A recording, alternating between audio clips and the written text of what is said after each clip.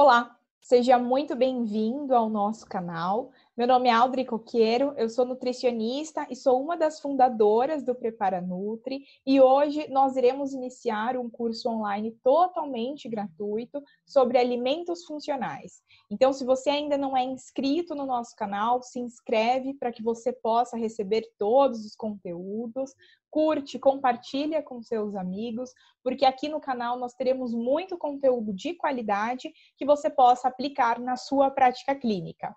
Bom, nessa primeira aula, nós iremos conversar um pouco sobre como surgiram esses alimentos funcionais. E para que você entenda o porquê eu utilizei aspas em alimentos funcionais, nós temos que a Anvisa, ela não recomenda o uso do termo alimentos funcionais, mas sim o termo alimentos com alegação de propriedade funcional. No entanto, por esse termo ser bastante longo, a maior parte das pessoas resume o termo como alimentos funcionais e não alimentos com alegação de propriedade funcional. Por que a Anvisa recomenda a utilização desse termo? Porque, para um leigo, o termo alimento funcional pode dar a entender que alguns alimentos funcionam ao passo que outros alimentos não funcionam. Então, aqui exemplificando, um leigo poderia entender que arroz com feijão, por não serem considerados como alimentos funcionais, não funcionassem, ao passo que a aveia, por ser considerada como um alimento funcional, tivesse alguma propriedade e funcionasse. Então, para evitar esse pensamento errôneo principalmente dos leigos, de que alguns alimentos funcionam e outros não, a Anvisa pede para que o termo alimentos funcionais seja evitado e que se use o termo alimentos com alegação de propriedade funcional. Porque aqui, como nós sabemos, enquanto profissionais, todos os alimentos funcionam, todos os alimentos têm fatores nutricionais e também fatores antinutricionais, então todo alimento tem as suas vantagens e desvantagens. Nós não podemos dizer, por exemplo, que arroz com feijão não funciona e que aveia funciona. Todos têm a sua funcionalidade. Bom, desde a antiguidade, a relação entre alimento, saúde, qualidade de vida e redução do risco de doenças, ela é bem esclarecida. Então, Hipócrates disse essa frase no passado, que seu remédio seja seu alimento e que seu alimento seja seu remédio, demonstrando que no passado nós já conhecíamos essa relação entre alimento e longevidade, alimento e saúde. Bom, antigamente a alimentação ela era toda mais natural, então se consumia o que era plantado. A partir da Revolução Industrial, esse cenário ele muda um pouco. Então passa a se consumir alimentos industrializados, alimentos enlatados, como por exemplo cacau em pó, leite condensado, leite evaporado, café instantâneo, e essa alimentação ela passa a ser repleta de alimentos industrializados, ricos em gorduras saturadas, açúcares, conservantes e demais aditivos químicos. Então, uma alimentação que era totalmente natural, hoje ela passa a ter um papel importante de alimentos industrializados, processados e ultraprocessados. Bom, como resultado dessa globalização, então, da Revolução Industrial, de toda essa era tecnológica, nós temos vantagens, como o aumento da expectativa de vida, avanços na medicina e na tecnologia, mas nós também temos desvantagens, como o aumento da incidência e da prevalência de doenças crônicas não transmissíveis, como diabetes, doenças cardiovasculares, obesidade e câncer, e nós temos um aumento no custo com saúde a nível mundial. Então, embora as pessoas elas envelheçam, então embora aumente-se a expectativa de vida, as pessoas não têm qualidade de vida. Então, elas vivem mais, mas elas vivem doentes. E em razão disso, há muitos custos com saúde em inúmeros países, E no Brasil não seria diferente. No Brasil também nós temos um custo elevado com saúde por conta disso, porque as pessoas vivem mais, mas vivem doentes. E a doença crônica não transmissível, você tem um cuidado, um custo com ela por muito tempo, porque ela é crônica. Não é uma doença que você trata, cura e pronto. Não, é uma doença que você tem que tratar por muito tempo, para o resto da vida do indivíduo. Então, o custo com saúde, ele é ainda mais elevado. Então, hoje nós vivemos uma situação em que as pessoas vivem mais, mas não vivem melhor. Elas vivem mais, mas com pouca qualidade de vida e com muita doença, sobrecarregando os nossos sistemas de saúde, o que tem um impacto muito grande na economia do país. Bom, a partir desse consumo maior de alimentos industrializados, percebeu-se que a população ficava muito doente, inclusive com doenças crônicas não transmissíveis. Ao mesmo tempo, percebeu-se que algumas populações específicas tinham mais longevidade e mais qualidade de vida e uma redução no risco dessas doenças crônicas não transmissíveis. Então, enquanto o mundo todo estava sendo acometido por essas doenças, essas populações tinham resultados diferentes, que são, por exemplo, os esquimós, os franceses e os japoneses. E aí passa a se questionar por que essas populações têm mais longevidade e mais qualidade de vida que outras. E aí passa-se a questionar o fator alimentação como um fator protetor para o desenvolvimento dessas doenças crônicas não transmissíveis. Os esquimós, principalmente, consumiam peixes de águas frias, que hoje nós sabemos que são ricos em ômega 3, que é um protetor cardiovascular. Os franceses consumiam muito vinho, que é rico em resveratrol, que é um composto bioativo antioxidante com diversas funções, inclusive atreladas à saúde cardiovascular. E os japoneses não têm um alimento específico, na verdade, eles têm hábitos mais saudáveis, então praticam mais exercício físico, consomem, por exemplo, chá verde, têm uma alimentação muito diferenciada quando em comparação com o resto do mundo. E aí passou-se a tentar entender o porquê que essas populações tinham maior longevidade, melhor qualidade de vida, e aí surge toda essa história dos alimentos funcionais, entre aspas.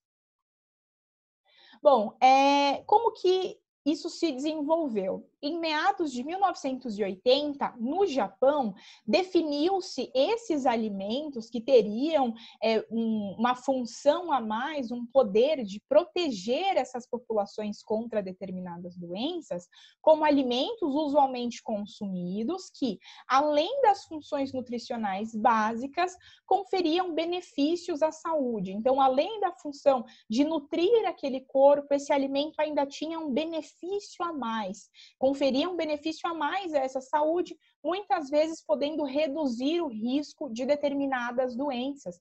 Por exemplo, aqui o chá verde, que é tão consumido pela população japonesa. Bom, em 1991, essa categoria, esses alimentos considerados como funcionais, essa categoria ela foi regulamentada como Food for Specified Health Use, que é a sigla FOSHO. Então, esses alimentos, eles receberam uma categoria. E a tradução para esse termo no Brasil foi alimentos funcionais. E como eu contei para você hoje nessa aula, a Anvisa recomenda o uso de alimentos com alegação de propriedade funcional, ao invés do termo alimentos funcionais. Bom, essa regulamentação de alimentos funcionais, ela varia de país para país. Então, cada país tem a sua regulamentação, a sua legislação específica acerca de alimentos funcionais. No Brasil, quem é responsável pela alegação de propriedade funcional é a Anvisa, que é a Agência Nacional de Vigilância Sanitária. Então, A Anvisa, ela define a alegação de propriedade funcional e a alegação de propriedade de saúde. Eu já vou comentar com vocês a diferença entre alegação de propriedade funcional e alegação de propriedade de saúde, e estabelece as diretrizes para a sua utilização. Então, não basta um alimento ser considerado como funcional. Ele precisa, nós precisamos saber como que ele será comercializado. Então, o passo a passo, como que ele será utilizado, como ele será comercializado, como ele será produzido, quais as quantidades que ele precisa apresentar para ser considerado como funcional. Então, a Anvisa, ela estabelece todas essas diretrizes para a utilização e para as condições de registro para esses alimentos. Bom, então, qual que é essa diferença entre a alegação de propriedade funcional e a alegação de propriedade de saúde? Nós temos que a alegação de propriedade funcional, ela se refere ao papel metabólico ou fisiológico que o nutriente ou não nutriente, então não nutriente, por exemplo, compostos bioativos, probióticos, desempenha no crescimento, no desenvolvimento, na manutenção, em outras funções normais do organismo humano. Então, aqui nós entendemos que nós estamos falando de saúde para indivíduos saudáveis, então, para indivíduos que não apresentam nenhum tipo de doença. Já a alegação de propriedade de saúde é aquela que afirma, sugere ou implica a existência de relação entre alimento ou ingrediente, que seria esse nutriente ou composto isolado, e uma doença ou condição relacionada com a saúde. Bom, em 1999, a Anvisa estabeleceu uma comissão de assessoramento técnico-científico em alimentos com alegação de propriedade funcional ou de saúde e novos alimentos, que é a CTCAF. Na verdade, é uma comissão com vários pesquisadores da área que tem a função de verificar, de assessorar a Anvisa em estabelecer qual alimento teria essa alegação de propriedade funcional ou de saúde, qual que seria a dose, se é um alimento seguro. Então, os princípios mais importantes da CTCAF são avaliar a segurança e analisar os possíveis riscos. Então, mais importante ainda do que verificar se esse alimento tem um papel na saúde, é importante entender se ele é seguro para os indivíduos que estão consumindo, ou se ele pode trazer algum tipo de malefício.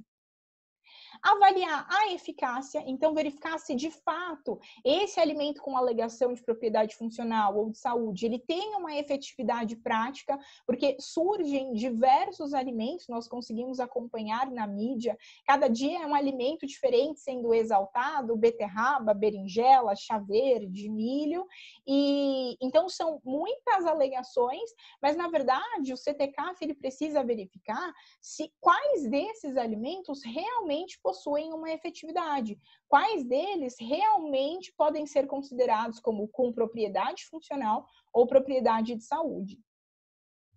É importante mencionar que as alegações elas não podem trazer de forma explícita uma relação com prevenção, tratamento ou cura de doença. Então, eu não posso dizer que um alimento por si só ele é capaz de prevenir uma doença. Então, por exemplo, doenças cardiovasculares. Tem um fator causal relacionado à alimentação? Sim, mas diversos são os outros fatores que estão associados com a causa das doenças cardiovasculares. Por exemplo, tabagismo, sedentarismo. Então, eu não posso dizer que um único alimento ele é capaz de prevenir uma doença. Eu não posso dizer que um único alimento será capaz de tratar uma doença. Então, mesmo que eu tenha um paciente com doença cardiovascular, ele precisará ser tratado com medicamentos ou conforme o cardiologista conduzir esse tratamento. Eu não posso simplesmente pensar que o ômega 3 será o tratamento, o único tratamento para essa doença cardiovascular. O alimento, ele é sempre um coadjuvante no tratamento de alguma doença, mas ele nunca será o tratamento base de alguma doença. E também não posso fazer esse vínculo com cura, que é o que muito se faz de forma errada na mídia, principalmente vinculando, por exemplo, suco de laranja, suco de tomate com tratamento com a cura do câncer. Não posso fazer um vínculo entre um alimento com a cura, com o tratamento ou com a prevenção de determinada doença, porque diversos são os fatores que influenciam a etiologia de uma doença, e não apenas o fator nutricional, o fator alimentar. Bom, e as alegações, elas devem ser de fácil entendimento e de compreensão pelos consumidores. Então, nas próximas aulas, conforme eu for apresentando as alegações de propriedade funcional propostas pela Anvisa, vocês entenderão que as alegações, elas são muito simples, sem termos muito técnicos ou de difícil compreensão, porque o foco, principalmente, é que o leigo, ele consiga entender essa alegação e compreendê-la, como que ele poderá utilizá-la, como que o profissional que o assessora poderá utilizá-la. Mas essas alegações, elas são sempre muito simples de serem compreendidas. Esse, de fato, é o objetivo da Anvisa. Bom, é importante ressaltar que as alegações, elas não são aprovadas para ingredientes ou componentes isolados de alimentos, e sim para o produto final que contenha esses ingredientes ou componentes. Então, o que a gente precisa entender é que o alimento com alegação de propriedade funcional, ele é de fato um alimento. Então, uma cápsula, um comprimido, não é um alimento com alegação de propriedade funcional. Ele precisa estar inserido dentro de um alimento. Então, quando a Anvisa faz referência ao ômega 3, por exemplo, ela está se referindo ao produto que contém ômega 3, aos peixes de águas frias que contemplam EPA e DHA, mas ela não está se referindo à cápsula de ômega 3. Bom, se você quiser conhecer ainda mais sobre esses aspectos de como os alimentos funcionais surgiram, o histórico, eu te recomendo 2 livros que são muito interessantes nessa área. E continue conosco, nós teremos 4 aulas nesse curso, então teremos mais 3 aulas além destas. Essas próximas aulas, elas têm o objetivo de demonstrar os alimentos com alegação de propriedade pela Anvisa. Então, nós iremos demonstrar para vocês todos esses alimentos, quais alegações eles têm, quais as quantidades e, principalmente, como você pode utilizar essas informações para aplicar na sua prática clínica, que é justamente o nosso objetivo aqui no Prepara Nutri, descomplicar a ciência para que você possa aplicar no seu consultório.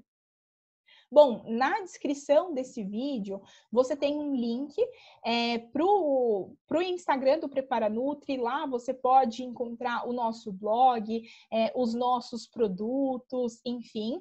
E também você tem um link na descrição desse vídeo, caso você queira essa aula em PDF. Então, você pode clicar nesse link, nos solicitar o PDF da aula, o material para que você possa estudar. Bom, é isso. Muito obrigada pela sua atenção. Nos siga nas redes sociais. Se você tiver dúvida, nos mande mensagem por e-mail, porque nós estamos aqui sempre à disposição para assessorá-los. E até a próxima aula.